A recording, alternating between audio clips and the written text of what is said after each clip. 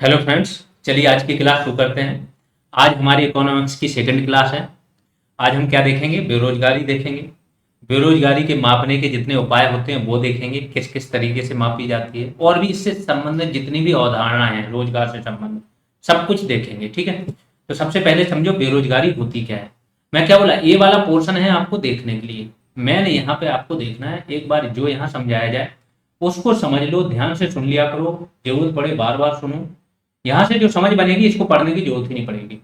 बेरोजगारी क्या होती है? ठीक है, कि अगर आप कार्य करने के इच्छुक हो, पहली चीज इच्छुक हो, ठीक है। दूसरा, योग्य भी होने चाहिए। ऐसा तो नहीं कि आप बोलो कि हाँ मैं इसरो में काम करने का इच्छुक हूं और मुझे दे दो कार्य, ऐसा तो है नहीं। आप इसरो में कार्य करने के इच्छुक हो, उसके साथ साथ आपके पास वो डिग्री भी हो, इसरो का जो एग्जाम हो रहा है वो आप क्वालिफाई भी करो।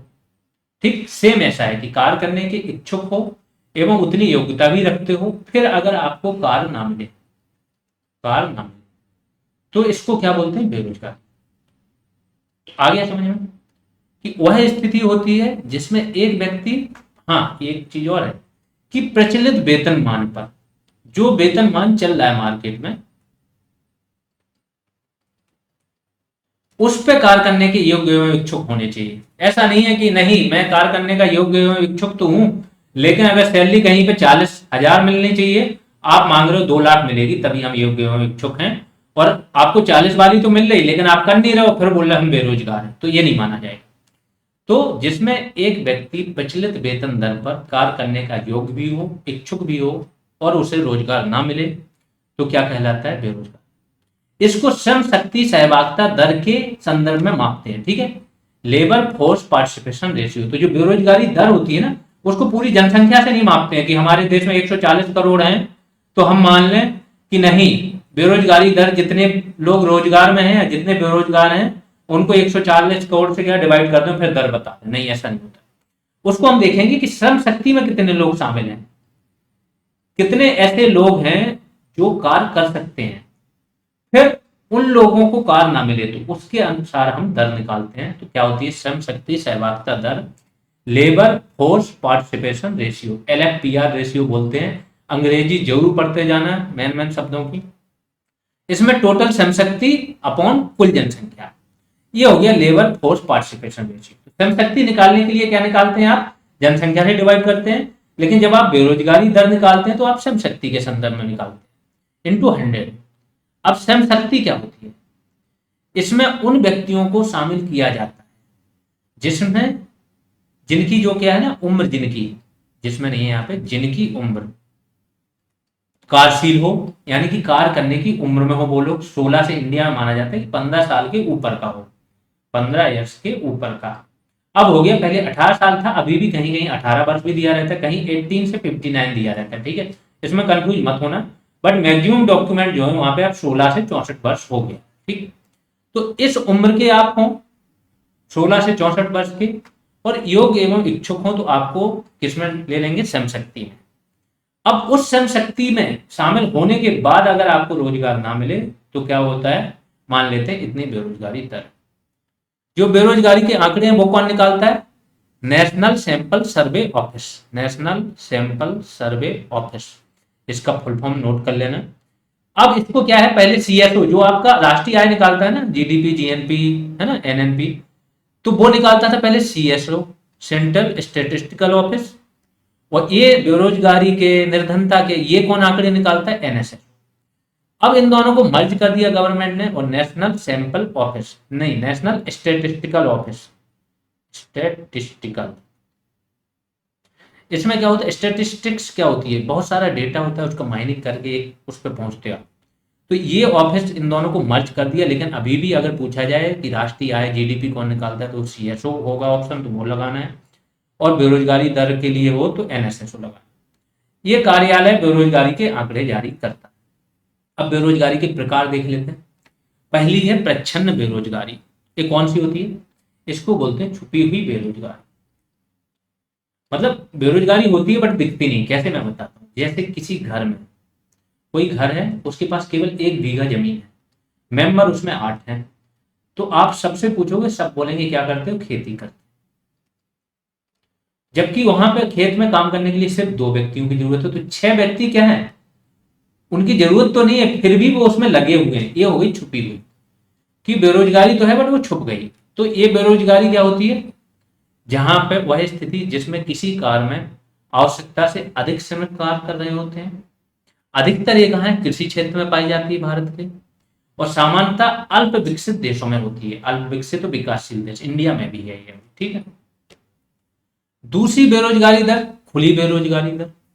ये क्या होती है, वही जो नॉर्मल अभी परिभाषा पड़ी थी, कि कोई व्यक्ति प्रचलित वेतन मान पर कार्य करने का योग्य हो और इच्छुक हो, फिर उसको रोजगार ना मिले, तो ये क्या हो, ये खुली बेरोजगारी दर, इसी ही बोलते हैं।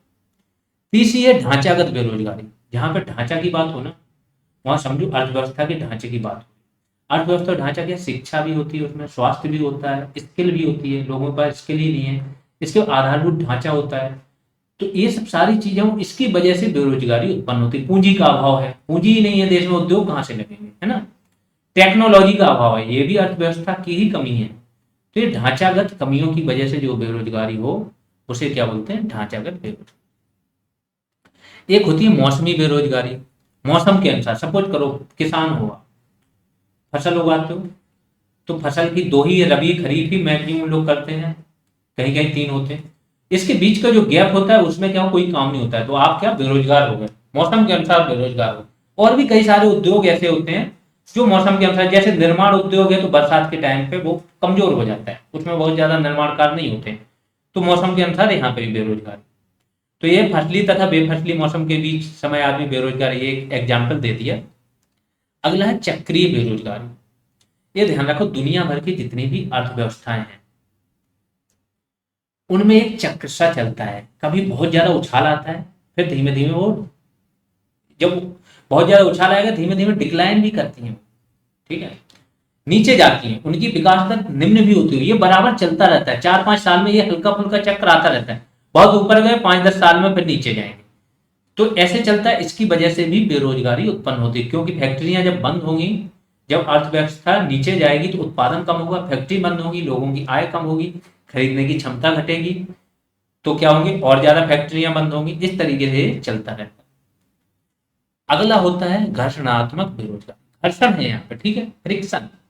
तो ये क्या होता है, कि जब आप सोचो एक कंपनी में काम कर रहे हो, अब आपको एक कंपनी छोड़नी है, कंपनी आपने छोड़ दी, इस बीच में आपको तुरंत जॉब नहीं मिली, तो एक रोजगार से दूसरे रोजगार, एक कंपनी से दूसरी कंपनी, या एक रोजगार से दूसरे रोजगार में आप शिफ्ट करते जाएं, जो बीच में आप बेरोजगार रहते हो, वही बेरोजगारी क्या है, आपकी घटनात्मक बेरोजगारी। अगली क्या है, शैक्षिक बेरोजगारी। अगर आप शिक्षित हो, बहुत ज्यादा हाईली शिक्षित हो, सपोज करो आप पीएचडी करके बैठे हो, रिसर्च करके बैठे हो, आपको जॉब मिल गई, 5th क्लास के बच्चों को पढ़ाना है, तो क्या है, आपके साथ न्याय है। तो शैक्षिक बेरोजगारी वही है, कि जब शिक्षित व्यक्ति रोजगार पाने में या तो असमर्थ होता है, या कम, अपने उसका अल्प रोजगार भी इसी की एक स्थिति है, और फिर उसको रोजगार ना मिले। तो ये आपके बेरोजगारी के टाइप हो गए। जब बेरोजगारी जान ली, तो रोजगार जानो, कि जो वो व्यक्ति काम करने का योग्य हो, इच्छुक हो, उसको काम मिल जाए, तो वो रोजगार है। रोजगार के कुछ प्रकार होते हैं, ठीक है। तो पहला प्रकार क्या है, संगठित क्षेत्र।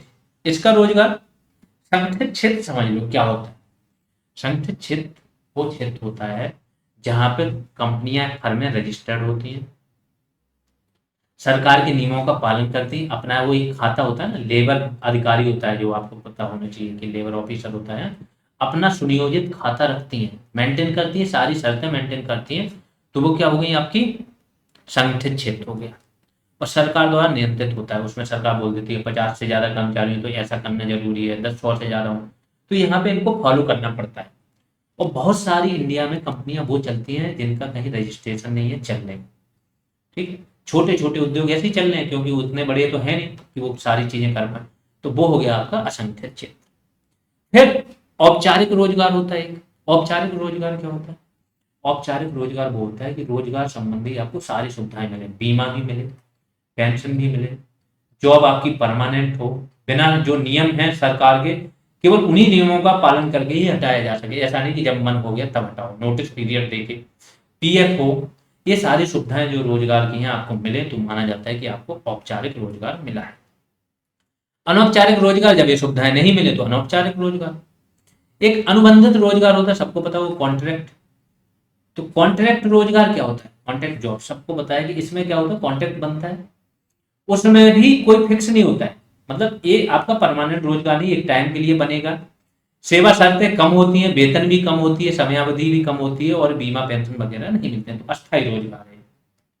अल्प रोजगार बता चुका हूं, वह स्थिति होती है जिसमें एक व्यक्ति अपनी योग्यता या शिक्षा की तुलना में निम्न स्तर के रोजगार में शामिल होता है। अब आगे चलते हैं, बेरोजगारी का मापन कैसे करते हैं। जब बेरोजगारी आ गई तो उसका मापन भी तो करना है ना। मापन कैसे करोगे आप? तो एक होता है यूजुअल प्रिंसिपल स्टेटस, यूपीएस, ठीक है। अब ये इंग्लिश में ही पढ़ना है, थोड़ा हिंदी इसका गूगल कर लेना आप लोग।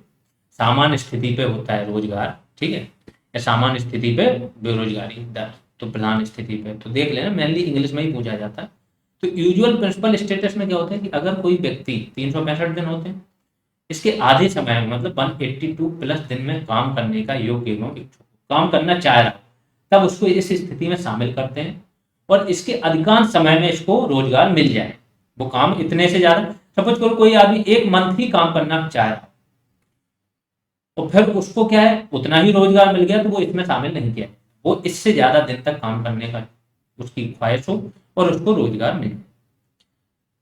फिर एक यूजुअल प्रिंसिपल सब्सिडरी स्टेटस भी होता है, उसमें क्या होता है कि वो बंदा एक मंथ से ज्यादा काम करना चाह रहा हो, लेकिन 182 दिन से कम काम करना चाह रहा हो, फिर उसको मैक्सिमम रोजगार मिल जाए, तो वो होता है यूपीएसएस, यूजुअल प्रिंसिपल सब्सिडरी स्टेटस। अगला है आपका करंट वीकली स्टेटस, साप्ताहिक आधार पर बेरोजगारी का माप, एक सप्ताह में मापते हैं। तो क्या हो गया कि आप गए, आपने लोगों से पूछा, 100 लोगों से पूछा कि पिछले सप्ताह में आपको एक दिन भी एक आवर का रोजगार मिला क्या? अगर उसने बोल दिया हाँ, तो आप उसको क्या है, रोजगार में शामिल कर लेते हो, मतलब मान लेते हो कि ये बेरोजगार नहीं रहा। बहुत ही मतलब सीरियस स्थिति दिखाता है ये करंट वीकली स्टेटस। मीन्स अगर किसी व्यक्ति को जो सर्वेक्षण सप्ताह है उसमें एक दिन भी 1 घंटे का रोजगार मिल गया, तो उसको मान लेते हैं ये रोजगार इसको मिला हुआ है, ये बेरोजगार नहीं, ठीक। तो ये हो गया करंट वीकली स्टेटस कि सर्वेक्षण सप्ताह में एक दिन भी 1 घंटे का काम ना मिला हो तो वो बेरोजगार हो जाता हो, मिल गया तो वो रोजगार। अगला आता है current daily status. Current daily status में क्या है आपका, यह व्यक्ति दिवस के संबंध में होता है, जो मैन डेज होते हैं उनके संबंध में होता है। कैसे? इसका आकलन सर्वेक्षण सप्ताह में प्रत्येक दिन काम किए गए घंटों के आधार पर किया जाता है। अगर ये 1 आवर से आपने कम काम किया उस दिन, ठीक है, तो आपको मान लिया 0, मतलब आप बेरोजगार। अगर आपने 1 से 4 घंटे के बीच में काम किया है तो मान लिया जाएगा हाफ, हाफ मैंडे हुआ आपका। अगर ये मान लिया कि आपको 4 घंटे से ज्यादा इक्वल काम मिल गया, तो ये मान लिया जाता है कि नहीं, फुल 1 उसको दे दिया जाता है। इस तरीके से इसका मापन होता है। तो जैसे 100 व्यक्तियों का सैंपल ले रहे हो, 100 में तो टोटल मैंडे कितने हो गए, 100, इससे डिवाइड करेंगे हम। अब हम देखें किसको कितने का, तो किसी को 3 घंटे का मिला तो उसको हाफ जोड़ लेंगे, किसी को 4 का मिल गया, उससे ज्यादा का मिल गया, 1 जोड़ लेंगे, ऐसे करके फिर डिवाइड कर देते हैं, तो इससे स्थिति आ जाती है। जो एनएसएसओ होता है वो क्या, हर 5 साल में एक बड़ा सर्वे करता है बेरोजगारी का, और 1 साल में एक छोटा सर्वे करता है, जिससे हमें बेरोजगारी, अब तो साप्ताहिक भी होता है, डेली भी होता है, ये तो एक जानकारी के लिए। अब बेरोजगारी के बाद आपको पता है निर्धनता भी होती है एक चीज, निर्धनता भी देख लेते हैं क्या होती है। देखो बेरोजगारी जैसे बताया ना, योग्य एवं इच्छुक हो और फिर काम न मिले। निर्धनता में क्या होता है, व्यक्ति की कुछ मूलभूत आवश्यकताएं होती हैं,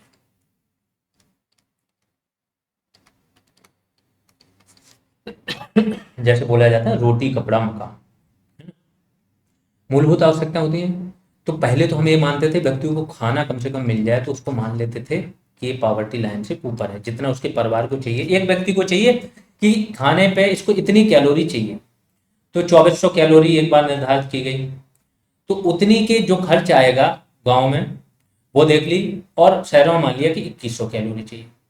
तो एक व्यक्ति का पर डे का खर्चा फिर मंथ का निकाल लिया, अगर वो उतना कमाता है तो मान लेते हैं कि क्या है, ये आदमी निर्धनता रेखा से ऊपर।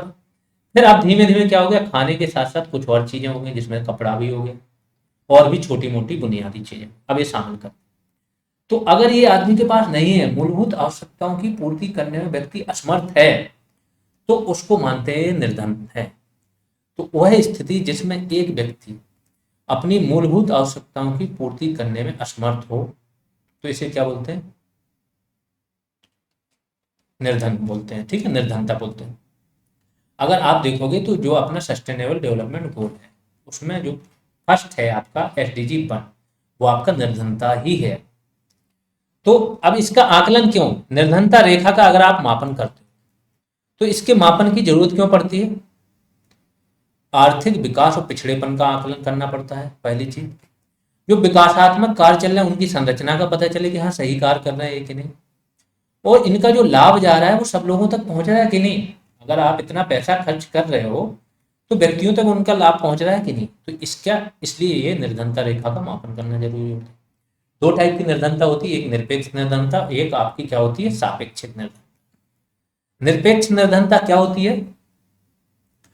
इसमें हम देखते हैं कि किसी व्यक्ति के पास अभाव हो, कोई चीज उपलब्ध ही नहीं है, अभाव है, तो वो तो होगी निर्धनता। यहां पे अभाव नहीं है, उपलब्धता है, लेकिन जब हम दूसरे देश या समाज या उससे कंपैरिजन करते हैं तो हमको फिर पता चलता है कि हम अभी निर्धन। जैसे विकसित देश है, विकसित देशों की निर्धनता रेखा है आपकी $60 पे, और इंडिया की है $1.2। तो सोचो कि यहाँ पे $1.2 पर डे कमा रहा है। एक एग्जाम्पल दे रहा हूँ, एग्जैक्ट डेटा नहीं है, लेकिन इतना ही अंतर है। ठीक है, तो विकसित देशों की तो इनके सापेक्ष हम निर्धन है। वैसे अगर हम $1.2 के ऊपर कमा रहे हैं तो हम क्या होंगे? यहाँ पे हम निर्धन नहीं होंगे अपने देश में। ठीक है, लेकिन इनके सापेक्षता देखेंगे तो हम क्या? निर्धन लगेंगे। ये हो गई निर्धनता रेखा। अब ये दूसरा आ गया, निर्धनता रेखा पे एक्चुअली आपको कुछ समितियां हैं, वो नेक्स्ट क्लास में पढ़ाएंगे, नहीं तो ये लेक्चर आपका क्या है, थोड़ा ज़्यादा लंबा हो जाएगा ना। इसको यहीं पे समाप्त करते हैं। अगली क्लास में हम सारी जितनी भी निर्धनता रेखाएं, एक कार्यदल बना था 1962 में, इसके बाद आपकी लाकड़ा वाला समिति बनी, वाई की अलग समिति बनी थी इसके बाद। ठीक है, फिर लाकड़ा वाला बनी, फिर आपकी सुरेश तेंदुलकर बनी, फिर